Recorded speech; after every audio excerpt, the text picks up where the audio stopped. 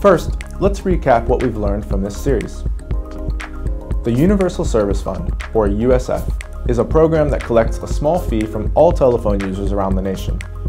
This money is then dispersed to high-cost, low population density areas where there is no business case for private companies to serve.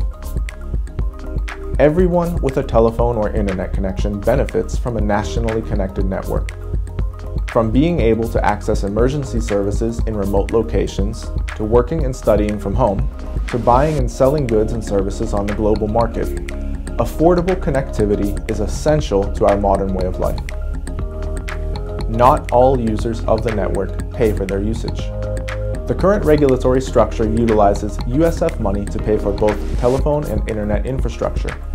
However, only telephone, landline and mobile, users pay into the fund. As traditional telephone usage diminishes, data usage increases. For example, internet-based apps and services such as WhatsApp, Skype, Netflix, and many more.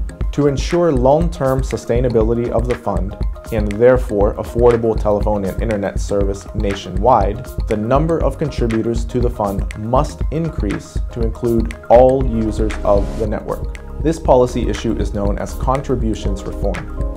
Consumers, that is to say you, already pay a small user fee to the fund. You also pay for your internet service and perhaps separate packages with Netflix, Hulu, Amazon, etc. This should not increase 1 cent. In fact, your fees should decrease once the contribution space expands to include these companies, among others.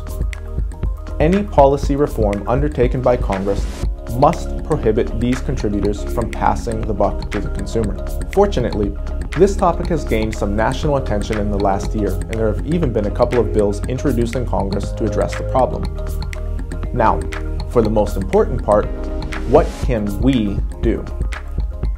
Contact your congressmen and women. This is a federal issue, so you'll want to target your representatives in the U.S. House and Senate. There is a link in the description labeled Find My Reps, which will help you find all contact info for your elected officials.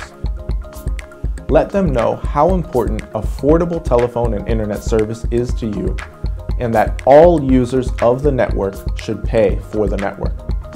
In order to do this, we need to expand the contribution space to include Netflix, Skype, WhatsApp, and other such companies known as edge providers. You may specifically reference the Universal Broadband Act, which was introduced in the House on May 5, 2020, as it contains many of these policy objectives. Please be aware that this is only suggested language to help get you started. You should always use your own words when speaking with your representatives, as they want to hear from you, their constituents. This concludes the series. I hope you've learned something new along the way. All legislation mentioned in this video may be found in the description below, along with other references and documentation. Please know that your involvement does make a difference. For more information, you may contact us by email at the address provided below. Thank you for your time and attention.